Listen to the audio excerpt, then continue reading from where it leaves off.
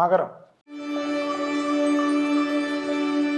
மகரத்துக்கு என்ன 7.5 சனி விலகுது. அப்பாடான்னு மூச்சு விடாதீங்க. உங்களுக்கு 7.5 சனியில் கூட நல்லதான் நடந்தது.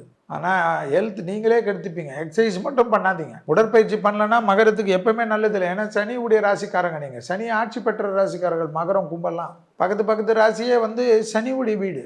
அதனால தான் ரொம்ப கவனமாக இருக்கணும். மகரம் எதுக்கு? எக்ஸசைஸு. காணிப்பாக்கம், திருவெண்காடு. நரம்பு சம்மந்தப்பட்ட விஷயம், முதுகு சம்மந்தப்பட்ட விஷயம், கழுத்து சம்மந்தப்பட்ட விஷயம். கவனம். ஸ்ட்ரெச்சிங் தான். சுத்தமான ஸ்ட்ரெச்சிங் எது? நல்ல ஜிம்முக்காரர்கிட்ட போய் கேளுங்க. இல்லைன்னா சூரிய நமஸ்காரம் கற்றுக்குங்க. கண்டிப்பாக கழிவுகள் போகிற இடத்துல தொந்தரவு பண்ணும். மோஷன், யூரின், முதுகு தண்டுவடம், முகத்தில் உள்ள உறுப்பு, கழுத்து. நல்ல எக்ஸசைஸ் பண்ணி நிறைய தண்ணி குடிக்கணுமா. கிட்னி ஸ்டோன் அந்த ஸ்டோன்லாம் வருமா. வயிறில் நல்ல கழிவுகள் போகிற மாதிரி வாழைத்தண்டு அது போல் நல்லா சாப்பிட்ணுமா. நல்ல ஆயுர்வேதிக டாக்டரை பார்த்துட்டு வயிறு எப்பவுமே க்ளீனாக இருக்கிறதுக்கு என்ன பண்ணணும் கேட்டுக்கு. மோர் இல்லாத ராசிக்காரர்களாக இருக்கக்கூடாதா மகரம். தொழிலில் கண்டிப்பாக நல்லது நடக்கும். விசிட்டிங் கார்டெல்லாம் ரெடி பண்ணி வச்சுக்கிங்க. உத்தியோக மாற்றம், தொழில் மாற்றம், வியாபார மாற்றம், படிப்பு மாற்றம் அனுகூலம். சுபவிரயம். வீடு கட்டுறது, நிலம் கட்டுறது, எல்லாமே சொந்த இது பண்ணுறதெல்லாம் ஏற்படும். கடன் கண்டிப்பாக வரும்.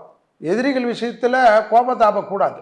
சாதாரண சண்டை போலீஸ் ஸ்டேஷன் வரைக்கும் போயிடும். 7.5 சனி தான் முடிஞ்சிச்சு, எனக்கு தெம்பா இருக்கான்னு மாற நிமித்தின்னு ஓடக்கூடாது. ப்ரூஸ்லி சைட்லாம் பண்ணக்கூடாது. மகர ராசிக்காரங்க அவ்வளோ கவனமாக இருக்கணும். பயணத்து சமயத்தில் கூட எந்த தான் உண்டு தன் வேலையும் உண்டுன்னு இருக்கணும். துஷ்ட சகவாசம் பிராண சங்கடமா மகரத்துக்கு. தேக ஆரோக்கியத்தில் நான் சொன்னது ரொம்ப கவனமாக பார்த்துக்கு. அதுதான் ரொம்ப இம்பார்ட்டண்ட். வஜ்ராசனம். எழுந்தோடனே பெட்லேயே உட்காருங்க. வஜ்ராசனத்தில் ஒரு 5 நிமிஷம் உட்காருங்க. உட்காந்துட்டு நல்ல ஸ்ட்ரெச்சிங் எல்லாம் எப்படி இருக்குதுன்னு நல்ல குருமாரை வச்சு கற்றுக்குங்க. மெடிடேஷன், தியானம், யோகா, எக்ஸசைஸ் எல்லாம் குருவை வச்சு கற்றுக்குங்க. இந்த குருவுக்கு உண்டான மரியாதை கொடுங்க. நீங்கள் எவ்வளோ பெரிய பணக்காராக இருந்தாலும் இந்த குருவுக்கு உண்டான மரியாதை கொடுங்க. எவ்வளோ பெரிய மந்திரியாக இருந்தாலும் குருவுக்கு உண்டான மரியாதை கொடுத்தா நல்லா வரும்.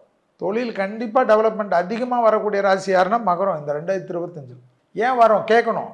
10ஆம் இடத்தை குரு பார்க்குறாரு. ஐயா 10ஆம் இடத்தை குரு பார்க்குறச்சே வேறு என்ன வரும்? தொழில் வரும், உத்தியோகம் வரும், வியாபாரம் வரும், படிப்பு வரும், தொழிலுக்கு வேண்டிய பணம் வரும், பெரிய தொழிலதிபர்கள் ஆகுறீங்க. நீங்கள் சொன்ன ப்ராஜெக்ட் சக்ஸஸ் ஆகும், கான்ட்ராக்ட் எல்லாம் சக்ஸஸ் ஆகும்.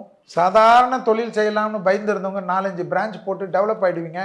படிப்பு தடையாக இருந்து அரியர்ஸ் 24 அரியர்ஸ் வச்சுருப்பீங்க, அதெல்லாம் முடிச்சிருவீங்க.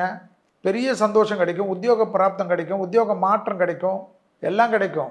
ஆனால் அஷ்டமத்தில் கேது வரார், 2ஆம் இடத்துல ராகு வரார். வார்த்தையில் கவனம். வண்டியில் வித்தை காட்டினீங்கன்னா தொழிலெலாம் வராது. எங்காவது ஹாஸ்பிட்டலில் காலை நீட்டிக்கின்னு மேலே உட்காந்துக்கின்னு கட்டு போட்டு தான் உட்காந்துருக்கணும். அஷ்டமத்தில் இருக்கக்கூடிய கேது ஆன்மீக மார்க்கம் கொடுக்கும். மலை கோயில்கள் ரொம்ப கஷ்டப்பட்டு போய் மலையில் ஏறுது, அகோபில நரசிம்மர் தரிசனம் பண்ணுறதெல்லாம் வரும். குரு ஆசீர்வாதம் கிடைக்குமா. கடவுளை சந்திக்கக்கூடிய பிராப்தம் கிடைக்குமா. யாராவது கடவுளாக இருந்து மனித ரூபத்தில் உங்களுக்கு கிடைக்குமா. ஸோ நரம்பு கோளாறு கூட ஏற்கனவே பிபி, சுகரு, ஏற்கனவே ஃபிட்ஸு வந்துடுவங்கெல்லாம் மருந்து மாத்திரை கரெக்டாக எடுத்துக்கணும். ஒரு தடவை ரீசெக் பண்ணிக்கணும்.